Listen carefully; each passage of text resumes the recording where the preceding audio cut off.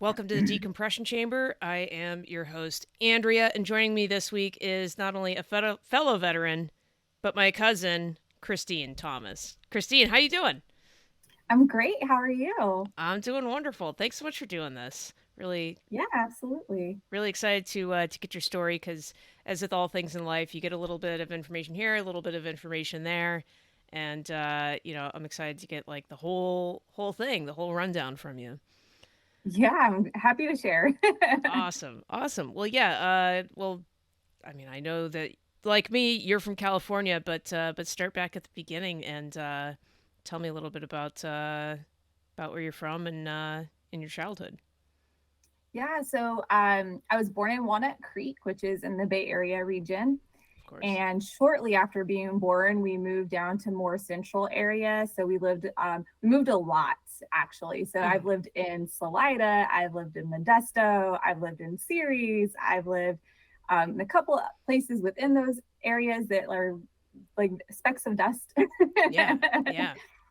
And then I would say I was in Modesto probably the longest, which is like central northern California. Hmm. If I say northern California, the northerns like that's not northern. If you say southern California, the southerners are like that's northern California. So I like to Yeah. say central northern. It's like central California, but on the northern cusp. Right, Uh, right. Of course. Yeah. yeah. So I lived there probably the longest. That's where I did junior high and high school. So Modesto and Ceres are neighbors, and so Hmm. we moved back and forth between the two a good bit. So I was able to stay within relatively the same school district, or Good. sometimes we used a friend's address, so I wouldn't have to change school districts. Hey, consistency is key. You know, you got a lot of changes. You know, high school is hard enough as it is. If you can keep same high school and core group of friends, that's the way to go.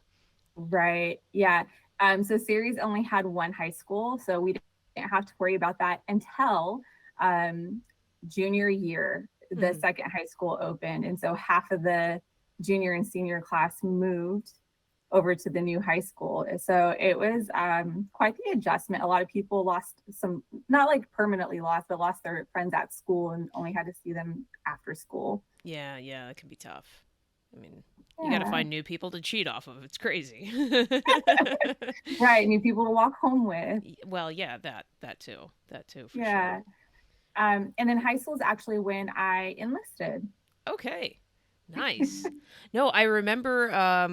Well, not so much the year, but I do remember you talking to my dad about that because, other than my dad, did you know anyone else who served? I mean, what got you thinking about it in the first place? Yeah. So Uncle Mark, which is Aunt Nikki's husband, he's a former Marine. He's retired now, but he Awesome. was still very active when we were younger. And I actually lived with my Uncle Mark and Aunt Nikki for a little bit when I was younger. And so I got to see, close up how he was and everything. He always had so much pride Yeah, in what he did. And I remember growing up and just being like, I want to be proud of what I do when I get older. And that absolutely. made a really big impact on me. Oh, for sure. Yeah, I mean, esprit de corps. I mean, that is the Marine Corps all the way. Yeah.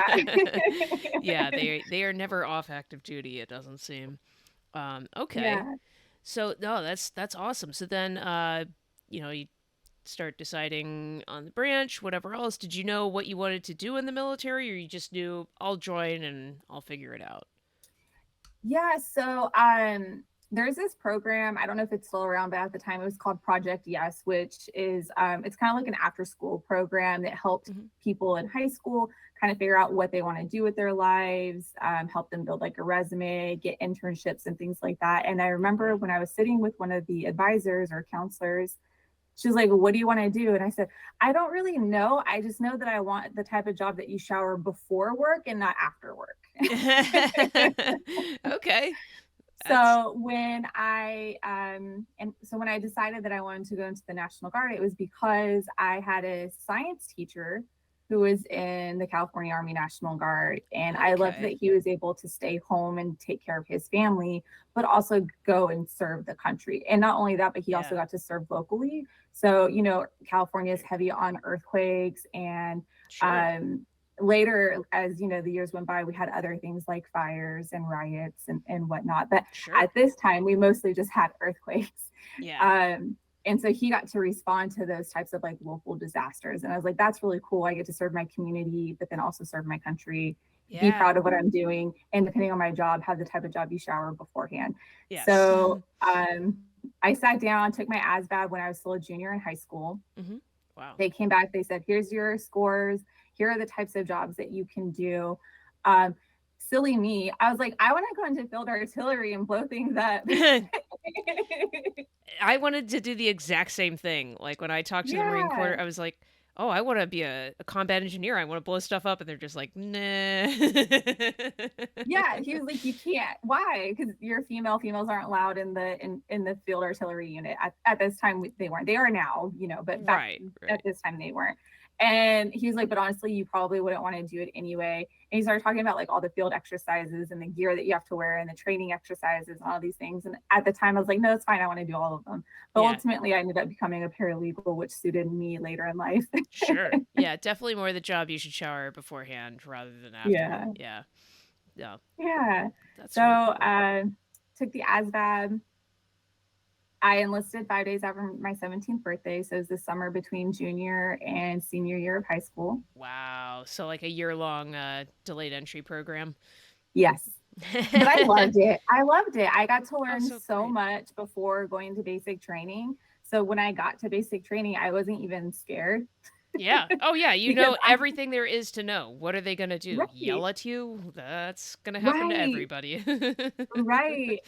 It was so funny. So I didn't tell my mom that I was enlisting at all. Like Really? this whole like I didn't tell her I took the ASVAB. I didn't tell her I was talking to recruiters. I didn't even talk to my uncle Mark, who I was, relatively close with. I didn't tell Yeah. anybody Oh, aside from wow. like the people I was talking to like get involved. Yeah, yeah. And so 5 days after my 17th birthday, because I had to wait for like the recruiter to be there, I put my mom in the car and I'm like, come on, we're going for a drive.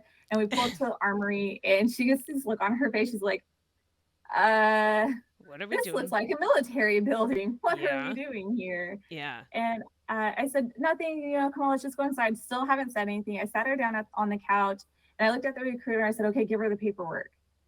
Still Oh, haven't explained wow. anything. And she goes, hold on, wait a second. What is going on here? Oh my God, poor I said, Mom, Rhonda. I'm joining the military. Oh my She God. just blank look on her face. And she looks at me and she looks at the recruiter, some dude she's never met before, back Yeah. at me. She does like a couple of double. She goes, honey, you have a problem with authority, right? That's, yeah, very, very astute observation. Yeah. And they're going to yell at you. They're going to yell in your face. I said, it's okay. They won't yell at me forever. One day I'll be the one yelling. That's true. Yeah, shit rolls downhill. So there is something to be said for that. Yeah. Oh I never man. ended up really yelling at anybody because, like, as you grow and you learn, you realize you don't have to do that unless you're a drill sergeant. The select few that yeah, will get to do that. Awesome. So, oh, how much convincing did it take for your mom to sign off on it? Like what was time? Hardly any at all. Okay. Surprisingly, Good. because my mom's kind of hippy dippy ooh la la type of girl. So she didn't. But I think I had so much conviction in deciding that this is what I wanted to do, Mhm. and I laid out all the pros. Like it's going to give me like a solid training. It's going to give me structure. It's Yeah. going to give me financial stability. It's going to get me out of Modesto. Yes. It's going to give me education benefits. Like all, I'm going to have healthcare benefits. Like there's all of these Oh yeah. positives that come along with going into the military. 100%. And so I think she was like, well, okay, if this is what you want to do, then okay. Oh wow.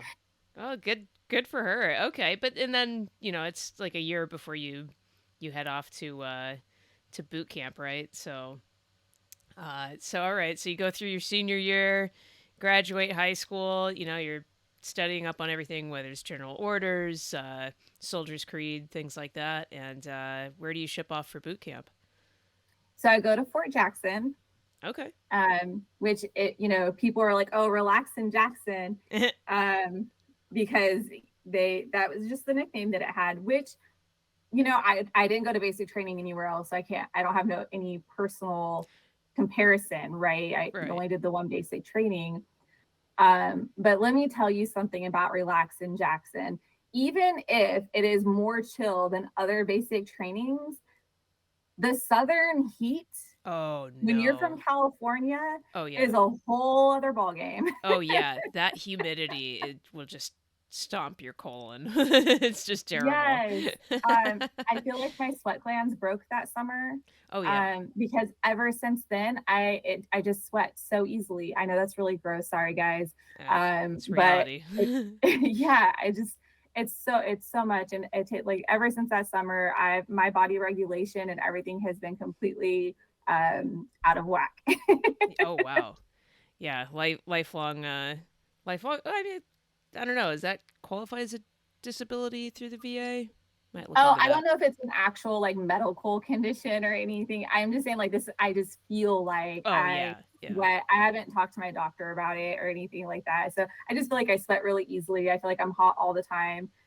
Like I ran like an hour ago and I'm still warm. So Yeah, yeah.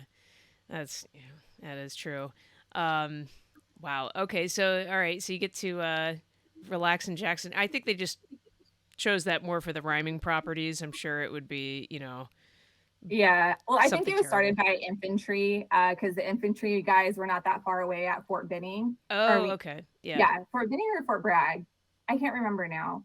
But because Fort Bragg is North Carolina. Yeah, yeah. So that might be one of those two. Yeah. But I think it is more along the lines because the infantry guys were like, oh, Fort Jackson's so chill compared to where we are doing infantry That makes training. It's like, sense. yeah, well, you're doing infantry training. Of course, yours is going to be a little different For than what sure. we're getting. We're just getting general soldier training, right? Like Right. you're getting your and then you complete basic training and you go to AIT and it's just basically more of the same stuff. Whereas Mhm. I've completed basic training, I go up the road to my AIT and it's totally chill. Yeah. Okay, that makes sense. So you're still at Fort Jackson for paralegal training or okay. Yeah, I was really, I don't know if I want to say fortunate because I was still stuck in the South Carolina weather, which actually, so I was there in the summer and through the winter. So I think we finished around Christmas time. Okay. So South Carolina has really mild winters, which was nice. That is nice. Um, but we still had like cold days where we did PT inside, which I Mhm. also enjoyed. Yeah, not too bad. I'll take it. Yeah. Yeah. Yeah. So it was just up the street. We marched from basic. They like called out the people who were going to like whatever station, and then we just like we marched up the street and got in and went into AIT. It was fairly easy. Cool. Okay. Yeah, not too bad. And then all right, so you yeah, go for the summer and okay, you wrap up around Christmas and then what, DD 214 in hand and get to go back home to California, report to your new unit. How does all that work? Yeah, basically. So they sent my paperwork over to the National Guard unit that I was assigned to in California. And Perfect. so I go back and I'm stationed in the 185th MP Battalion, Mhm. which was actually really nice. So the battalion level, they only have one paralegal, so it was just me. Although I think we were at this point where we had one that was leaving, and so I did get a little bit of like paralegal training, which was really nice. That is good. Yeah, Continuity. so right. So and it's better than I shouldn't say better. It's different than Mhm. getting taught like legal work from somebody who's doing S1, which is the HR stuff essentially. Right. Right. Um, but at some point he left and then it was just me. So I was like very Wow. quickly the SME on all things legal. Whether you want it to be or not. Yep. You're the Right. So go-to. 18 years old, writing, doing all the legal work Oh, for this jeez. battalion and the HHD and all of our companies because company levels don't get paralegals. Okay. Okay. So Yeah, it's a just little at too the small. battalion and higher. Yeah. So not that now that you're describing this, I'm kind of wondering like, well, what kind of legal work would a battalion need? And the first thing that comes to my mind is like someone went out in town and got a DUI, but that's probably not as applicable for a National Guard unit. So what kind of legal Yeah. stuff do you run into? So at the MP battalion, it was more like fraternization. Oh, right, right. Um, because it's tricky when you're in the National Guard, because if you know each other outside of the military, there's no rank structure. Of course. But when you're in uniform, you have that rank structure. So there's a little bit of a gray area in the National Guard. And I don't know if things have changed since I've been out, because I've been out for quite a while. But Hmm. at one point, it was like if your relationship is primarily outside of the military and there's like these other qualifications and exceptions to the policy, then you could remain like in a relationship, but you have 1 year to get married. Oh, wow, interesting. Yeah. Yeah. So obviously people, aren't rushing to get married, so sometimes it was fraternization. Sometimes it was like, so for example, if we were doing like AT training, which is the annual training, or if we were doing Hmm. drills and you're driving on post Yeah. under the influence or without proper authorization, you would get in trouble for things like that, which my unit didn't get too much. Good. um, Good. but then we also had like, but then I had to do those regular presentations. So it was a lot of like personal or professional development presentations, a lot of Hmm. fraternization presentations, a lot of um, Article 15 presentations, things like Yeah. that, which we really didn't get too many things until annual training. Right, right. Well, and that's, with the reserves, there really wasn't that much. It's like how much could you screw up on a weekend? I mean, I never You'd really be surprised. well, somehow I never saw it. I'd hear about it like someone's going to mass and it's like, "What?" Like, how did you pull that one off?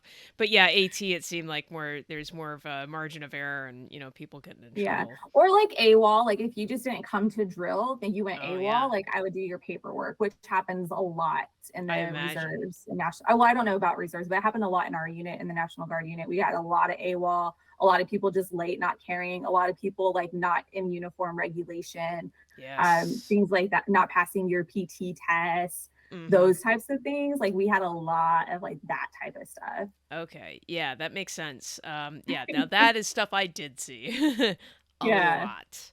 Especially up in the Bronx. It's like, where is this person? And it's like, I don't know. It's wild. Totally wild. But yeah, I'm sure there's some poor paralegal up in the Bronx office that was very busy. Uh, Yeah, probably. the same stuff you were dealing with.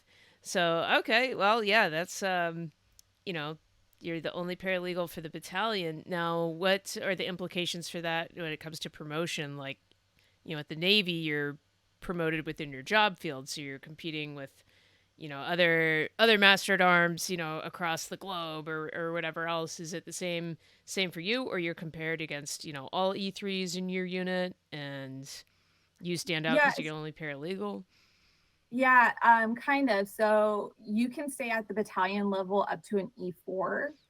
So when I got out of basic, I was promoted to E3 at my unit level, and then I stayed there through Awesome. my E4 promotion.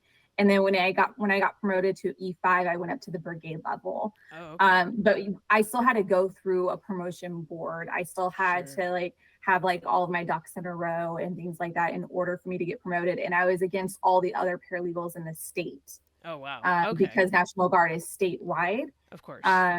So you're against all the paralegals or in your rank structure, basically in your rank, who are up for promotion. Okay. And then it's based like on a point system. Okay. Okay. Wow. So how long did it take you to make E4 and then to make sergeant? Um, I think I think it took me maybe like 2 years to go from E3 to E4, because you have to wait for a slot to become open before you can move into it. So Yeah, even billets. so even if my unit thought I was ready to go to E4, I couldn't, because there was nowhere to go. Gotcha. Yeah, yeah, um, and then I think I was in E4 again for a few years, because again, you have to wait for that slot to open up. But when sure. when when it did become open, I passed my board and was able to go into that, and I moved up to the brigade level, which is Awesome. great, because you really don't want to get promoted and stay at the same unit, because it's really hard to get out of that E4 mafia if you're surrounded by all the other Yes, the E4. E4s. I was just gonna ask about that. Yeah. Yeah, for people who don't know, the E4 mafia is a real thing in the army and in the Navy, because our top non commissioned officer is E3, so we call it the Seaman Underground. Sounds much dirtier than E4 It Mafia. does. Um, but what were some of the shenanigans in the E4 Mafia? I mean, you guys kind of, you run supply, you run intel, all the gossip. What were you guys Yeah, famous yeah, all for? those things.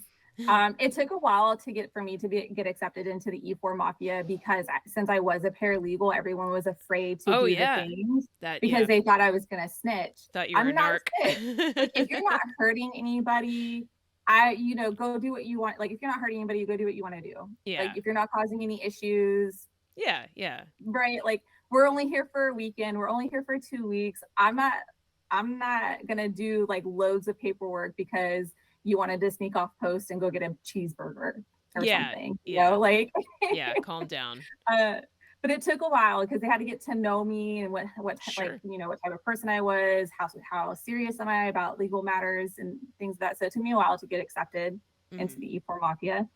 Of course. But once I did, it was great. It was good times.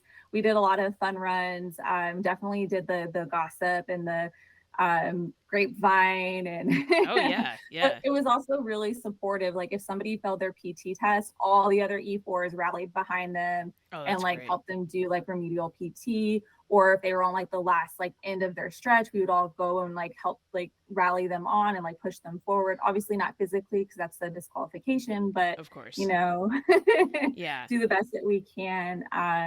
So while the E4 Mafia is always up to some type of shenanigan, they were also very supportive, at least with my unit. That's great. That's awesome. Now, were you still at battalion level or what where were you at when cuz you deployed, right? You went to I Iraq. did. And I mean Yeah, fairly early in your enlistment too, right? it was. Yeah, it was because I did the College First program, which allows you 2 years of college when you get back. And I was still under the College First program when I got called for deployment. Oh wow. So it was, within that 2 year time frame of me coming back from basic training.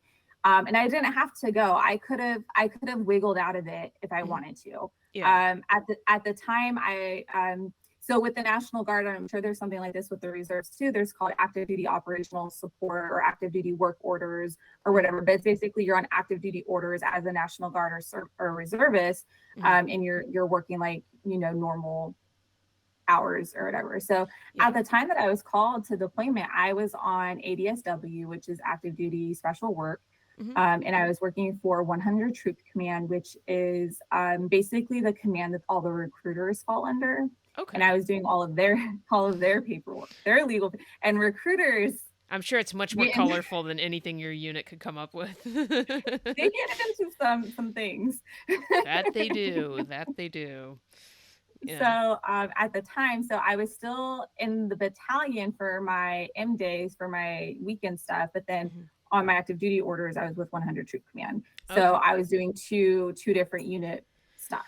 Oh boy, that's a lot of work. Yeah, Sounds but busy. it was nice because with me being active on those active duty orders, I could do like my drill stuff while I was working, which made drill a lot chiller. Oh, nice, Because I nice. knew that if I didn't get it done on Sunday, I would just be able to do it when I got to the office on Monday. Right, right. So I wasn't as stressed out if we had a ton of paperwork to do because I had more time to do it. Of It course. also made like moving PII and confidential documents a lot easier because I always had a work laptop versus like trying to like secure it on a thumb drive and take it in and Oh you man. know that whole thing. So That sounds like a nightmare. I'm starting to have flashbacks. I have I'm like sorry. I've no.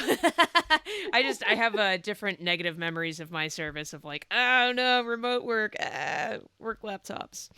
I hate that Oh, stuff. yeah, no, I was in an office, but if I was using my M-Day computer and trying to move documents from that computer to my active duty computer, like that's when things could get a little tricky. But thankfully, at some point, they decided they invested in like a secure cloud server. And so I was able to just kind of back things up and Okay. then download them on the other computer, which made things so much easier Of until they course. gave me a mobile laptop that I can just use all the time. Nice. Uh, not too bad of a setup. Okay, so you get put on these active orders. You're doing active duty, but you're also doing reserve time on 1 weekend a month. So you're doing that, and then is that like as the workup to be deployed, or that's in lieu of?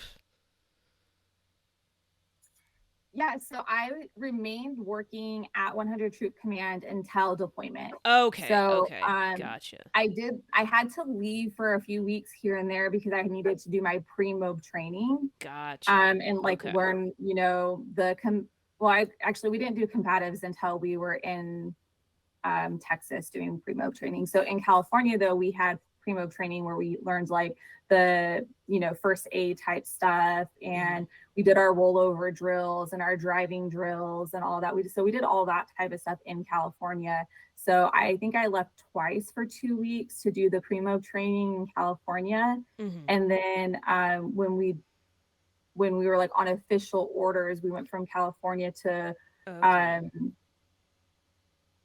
Fort Hood. Sorry, I drew a blank on where we went to yeah. Fort Hood. And then we were in Fort Hood for another 2 weeks doing more pre-mob training.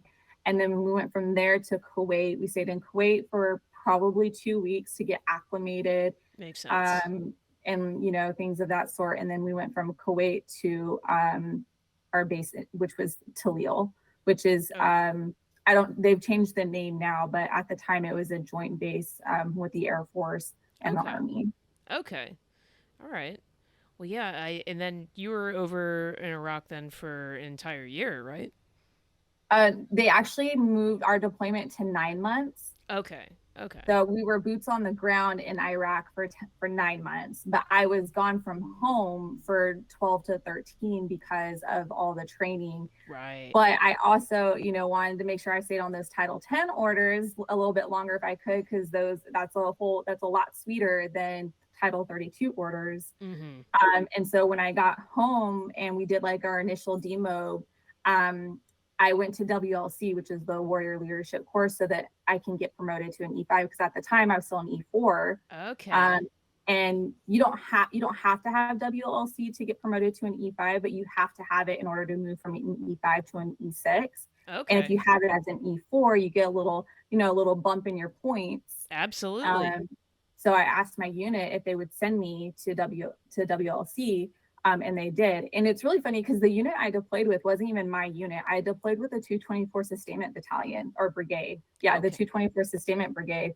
And when I first got notice of the orders, I called my battalion and said, "Why did you guys send me to this unit and we're deploying?" Yeah, yeah. What's going on? And they had no idea.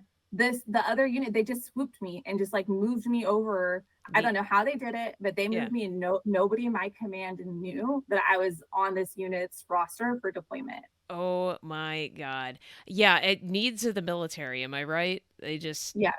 I that I mean, not nearly as probably dramatic as that was, but that happened to me. I was in a reserve unit in Long Island, loved it, and just something happened where I wasn't on their roster. Like something got dropped, someone misconnected something, and the Bronx scooped me up before anyone realized what had happened. And there's just nope, there's no undo. You're in the Bronx now. It was like You're stuck. no, yeah, but hey, whatever. That was like going right into the pandemic, and it's like okay, now you're just gonna sit in front of a computer. So it was like, guess it doesn't matter either way. Yeah, yeah. Wow. Okay. So you deploy with this completely different unit. Is this unit still out of California too, or just something else entirely? Yeah, so they were out of Southern California, so I didn't know anybody. Of course so, not. Yeah. so I'm deploying How with a would you? unit where I don't know anyone. Oh man. But so when we got to our pre-mob training, I found somebody that I met at AIT. Wow. What are the odds? And I didn't remember him at first. He had to like give me details, and probe my memory. Yeah. Yeah. And I was like, oh my god! And but then we became like best friends, Oh, that's awesome. and it was great. And then we found like another person, and then we became like the Three Musketeers, and we were like basically inseparable. Oh, Um, awesome. yeah, and it was amazing. So I was really fortunate that I was able to click with at least two people, like with Yes. this unit where I didn't know anybody and getting ready to go overseas with. Well, yeah, and that's like your first time international at all, right? It was. I never traveled out of the country at all growing up. So it definitely Wow. was my first time. Um, and I barely even left California. I went to Alabama because I have family in Of Alabama. course. Yeah. Um, but other than that, like I barely left California. So Yeah. it was a lot of new experiences. Oh, for sure. Yeah, and that's definitely overwhelming if you don't know anyone, going over there, but that's great that, pre-mob training you didn't waste any time. You had some contacts and like you say, you managed to click with them and before you went over there. So, that's awesome. So, yeah, cuz I remember when you came back or shortly thereafter, you came out to Seattle area and with everybody and got to meet up Yeah. and have some fun. Yeah, I forgot about that until right now. Like I think about it regularly, but like in the moment of the conversation, I didn't remember it right away. But yes, that was a lot of fun. My friends had a great time. Yeah. Well, yeah, I mean just how odd cuz I don't think I mean certainly and that's kind of the weird thing about our family is like we say, "Oh, well, I got a cousin or whatever else." They're usually like 20 years apart and they're just so much Yeah. older and I don't know, like who else do we have in the family who is in the military? Certainly not at the same time. I think we were kind of So it. we have Johnny, which is Uncle Mark's son. He joined the Marine Corps. Okay. But I think it's just us, just me, you, and Johnny. Yeah. Chris wanted to, which is Johnny's brother, but he has some stuff going on. He wasn't allowed. Uh, And then Amber, which is Johnny's sister, mhm. wanted to join the Air Force, but I forget which her reason was, but she wasn't allowed either. So Uh, of the three of them, only Johnny was able to get in, and he enlisted. I think when we were set, me and Johnny are about a year apart. So mhm. I think I think he was 18 Oh wow. when he 18 or 19 when he enlisted. I think Oh wow. because he went to basic after I came back Okay. from AIT. Wow.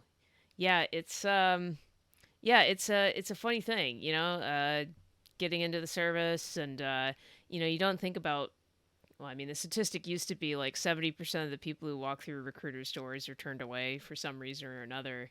And I think the percentage has actually gotten higher.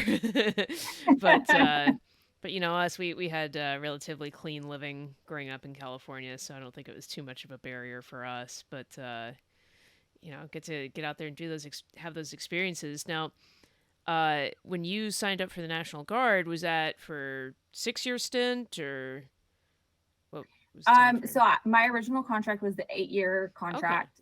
So it's 6 years of like active and then 2 years of the inactive. So IRR, inactive ready reserves, I think is what it Yep. stands for. Yep. I'm So, but I'm out now. I don't have anything. good for you. So yeah, you were like one enlistment and I am done. Get me out of here. Well, that wasn't my plan. My plan originally was to stay in until they kicked me out. But It's a good life plan. happens, Of and course. my life path led me in a different way. So I did a 1 year extension so that I could get like some solid time as an E5. That way, if I got out and got back in, I wouldn't have to go back down to an E4. Smart. So I did a 1 year extension to make sure that that was an option for me. Mhm. And then when I moved, so I moved from California to South Carolina, where I am now, in Mhm. 2014 when I ETS'd. Mhm. And when Okay. I got back here, I went and I talked to a recruiter. Um, and it's so funny, all because I was looking at all the medical questions, Mhm. and I was like, I'm gonna have to lie so much if I want to re-enlist. Yeah, yeah. Yeah, right?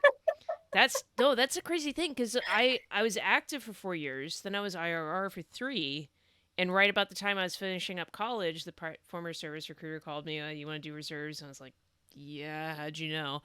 Um, but that was the thing. That's like, oh my gosh, I've had so much more medical crap happen to me in the Navy, and since, and you know, trying to think of like, oh man, like how am I gonna get through all this and like go back through MEPS and like do all this over again, years later. Yeah, gotta lie. That's all you Yeah, got. yeah. So I took the paperwork home and I gave it a thought, and I thought about it for a while, and then I just decided being a civilian was the better choice for me at the time. But Yeah. I very often think back and I'm like, man, I should have just done it. I should have reenlisted because I would have been able to retire next year. Wow. Time flies even when you're not having fun, am I right? Yeah. And I could have been, I wouldn't be able to collect it until I'm 60 or 65, but that would have been, Sure. that would have been secured money that Abs- I now have to find another way to get. yeah, yeah, there is that aspect of it cuz yeah, and I guess total for my service I hit 10 years, but people, "Oh, why didn't you stay in?" It's like, you know that I hated my life, right? And like Yeah. there's a lot to be Yeah. said You for need to be able happiness. to, you need to be able to wake up and be okay. Yeah, yeah, exactly. Yeah, so I don't miss it at all. I'm so glad it's over. But I'm glad that I did it, and it sounds like you are too. Absolutely. I think enlisting was one of the best things I could have done for myself. There are so many experiences that I would have never had if I didn't enlist. There's so many different types of people that I would have Yeah. never met. There's so many different cultures that I would have never been introduced to. There's just like all of Yes. these things that I would have never been exposed to if I Yeah. didn't join the military. Um, we had this joke because there was a bunch of us who were friends, but Mhm. we were all so different from each other that we were like, if we never enlisted, our paths Yes. would have never crossed Oh, absolutely. because we were all so different. Yeah, it was crazy. And that's one of the things that I love about my time in the military is I got to experience and be exposed to different types of people and things. And Yeah. I grew so much as a person from those experiences. Oh, absolutely. I know some people. I mean, California was is a pretty amazing place to grow up, and you're exposed to a lot of different things. But I know a few people who have never left, and it's weird to run into them. It's like, are you a person? What? I don't even know how to talk to you. It's just, they're not. Yeah, they're not exposed to the things that we were, having gone, and lived somewhere else for a year, or met the different people that we met, and get out. So, Yeah.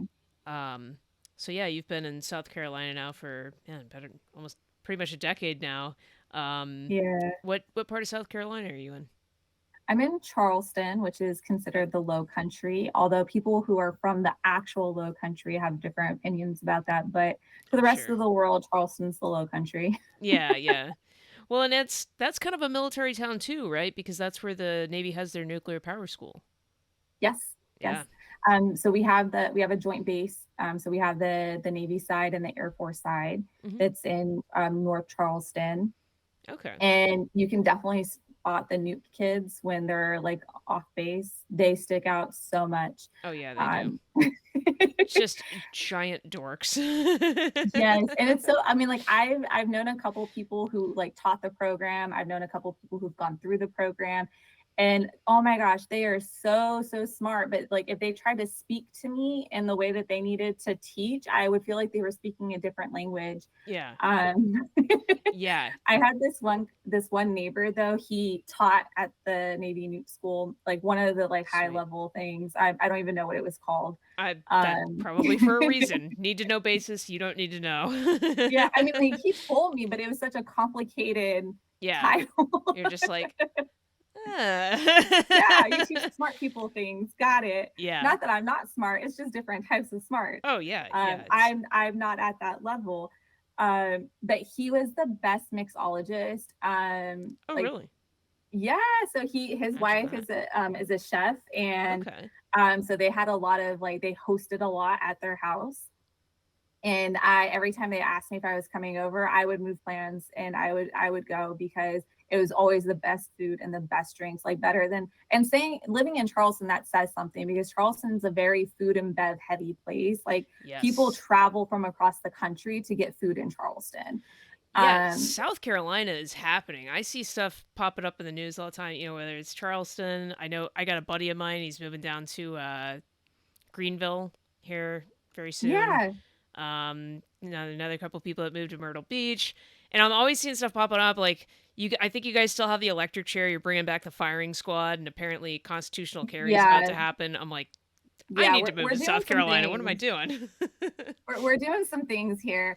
I talked to somebody the other day and they're like, yeah, when the pandemic happened and everything locked down, I picked up my family and moved to Charleston because you guys didn't really close down. And it's true. Like we Hmm. had certain things put in place, but we didn't really like close down. Yeah. And if we did like all almost I shouldn't say all the restaurants who could manage it would continue to do takeout. Oh, of And it got to course. the point where they're like, "Hey, do you want a margarita to go?" Yeah. Oh, yeah. Exactly. We have a distillery, like it's whiskey or vodka distillery, like not Oh, that far wow. from here, and they were doing buckets of vodka to go. So like you can call Using them, order a a bucket serving of size vodka. only before seen in a Denny's for hooch. I love it. I love it. That's amazing. Well, they were like it was like a bunch of different flavors. So Oh, instead of like okay. going to the distillery to do it like a tasting, you can order a bucket for tastings. And so they would give you a bunch of different flavors and stuff. I love it. Um, That's but I'm amazing. just like, I'm sure there's other places in the country that did that, but being in Charleston, it just felt very Charlestonian. Yes, yes. Yeah, it was weird to see how everything was handled. Of course, I'm in New York City, so everything was a disaster. I drove into Manhattan in April of 2020, and it was like, are they about to film a movie? Like, there is no one. I've never seen that before. It was so creepy and very nice. The only time I ever had a smooth commute through Manhattan, but yeah, everything was closed, whatever else. But then, like in June, I went to see my folks in Idaho, and it's like, did you guys just opt out? Like, what what happened? There's no signs of a pandemic here. It's awesome. Yeah, but yeah, I'm glad that you found a big city in the South that seems to kind of keep operating and keep its own culture and character. Yeah, it's like Reno has the nickname, it's a little big city. Um Yes, the biggest little Charleston is city in the that world. here. Oh yeah, okay, yeah, that makes sense. Yeah, Yeah. awesome. So, obviously you wanted to be a civilian again. You're kind of done with the weekend warrior stuff, and believe me, I can relate. But what have you been doing since then, full time, with the civilian stuff? Yeah, so I when I got out, I went back to college full time, and I got my undergrad in psychology with a minor in communications. Awesome. And then while I was in school, I did, of course, like some part time jobs. So I worked at like Dick's Sporting Goods for a while, Hmm. and then I worked at there. It's like a college here. It's called like the Low Country Education something or other, and I worked there as their like front desk person for a little bit. Cool. Then I did some ABA therapy, which is working with kids who have autism and Down syndrome and doing like early childhood interventions so that they Okay. can better manage as they get older. Nice. And I did that for a while. And then when I graduated from college, I started working at a local nonprofit called Palmetto Warrior Connection. Okay. And so it's a veteran focused nonprofit. Oh, that's So I stayed there great. for a few years doing that, and I loved it. I was involved in a lot of like veteran outreach and programs, and um, I got to like mentor other veterans, Oh, and great. it I was great. hey, I work for a veteran nonprofit. It's like, this is pretty awesome. So yeah, I can relate. Oh, that's great. Well, and it sounds like there's a lot of opportunities back there for you too. So that's definitely important. Yeah. Yeah, and it was nice. I fell into another job. I fell into a veteran service officer job Okay. from Palmetto Warrior Connection. I did VSO for about 3 years, which was great because man, I wish I knew the things of a VSO before I filed my claim. Life would have been Yes. Yeah. Don't ever file a claim on your own. Get someone else to help you. well. I did. I went that's how I fell into this role. Is I went to the local VA office and I sat with the VSO and she filed my claim. So and she did fine. It's not anything that she did wrong. It was me not understanding the verbiage that I needed to use to express what I needed her to do. Right. Right. That's where like so because the verbiage wasn't expressed correctly, the claim wasn't written in a way that made all of the things approved the first time around. So like I am still so I filed my claim in 20 oh my gosh 2018 or 2019, Wow. and I am still filing appeals.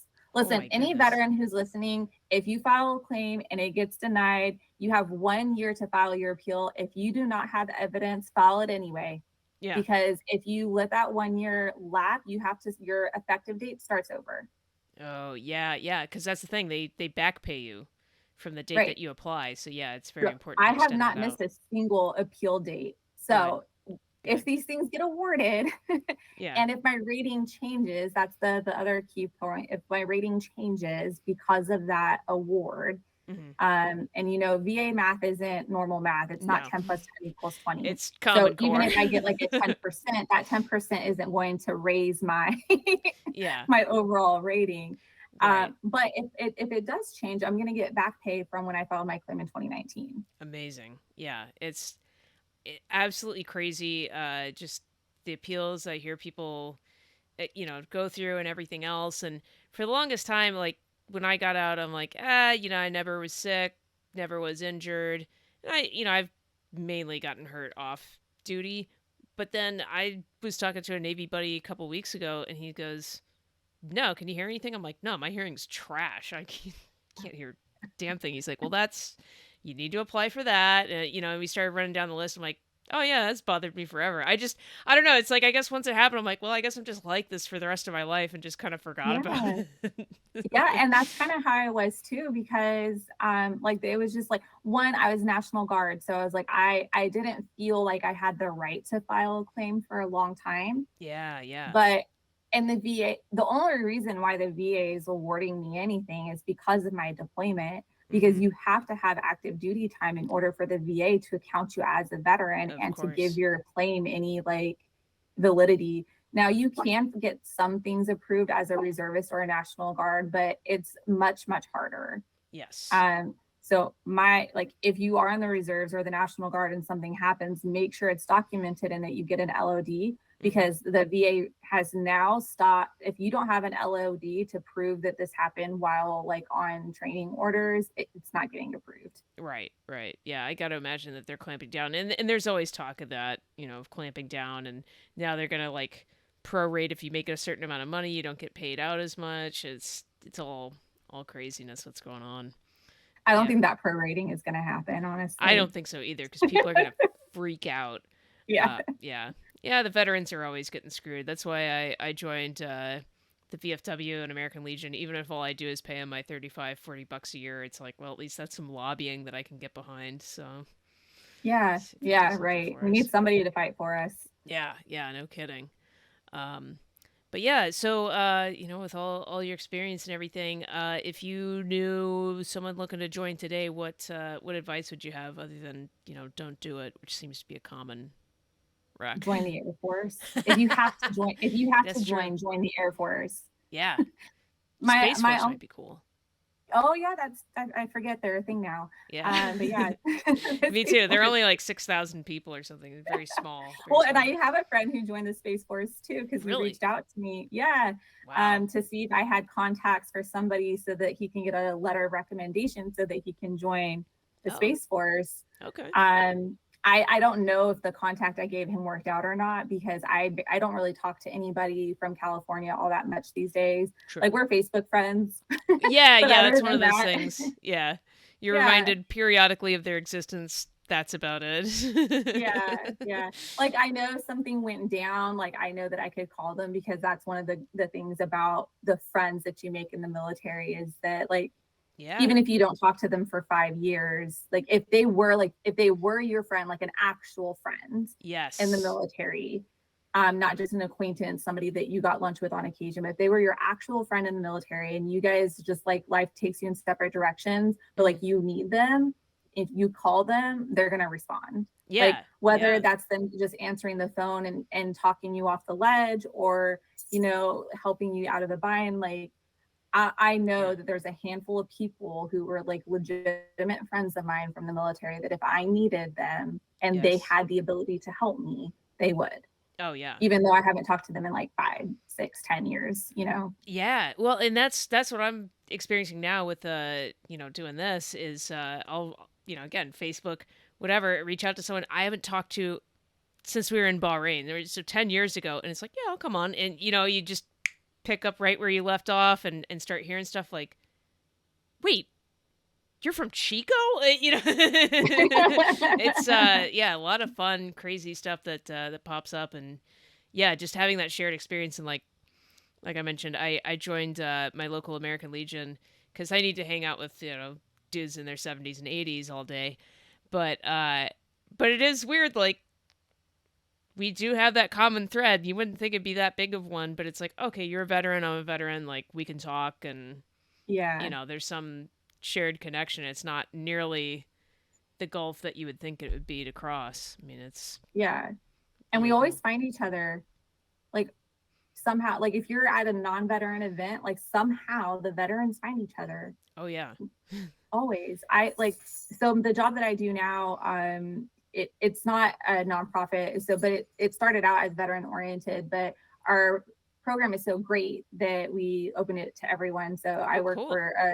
I work for a small company now called Veteran, or was Veterans Ascend. It's Talents Ascend now because anybody can use it. But it's Neat. basically like AI powered skills matching. Oh wow. And yeah, it's really cool. So the thing with the veterans is if you are transitioning out and you don't know how to demilitarize your experience, the Yes. platform does it for you. Oh my god. All right. Now, okay, so say I'm a veteran, I need to demilitarize my experience. Like what's the cost to the veteran, or how does that Oh, work? it's free. Okay, so I'm gonna need the link to your company because I'm gonna put it in the description on YouTube and on the Yeah, for podcast. sure. But the veterans that I work with, we pair a lot of some of them are transitioning, some might have been out, whatever. But like probably about 50% of our participants are people who are transitioning out of the military. They need to demilitarize their experience for a resume, whatever else. Uh, Sounds like we might need to get to know your company a little bit better. Yeah, for sure. I didn't plan to like talk about them too much because that's not what this is about tonight. Mhm. But and I forget I had a reason for bringing them up that wasn't talking about them. I which has escaped me at this point.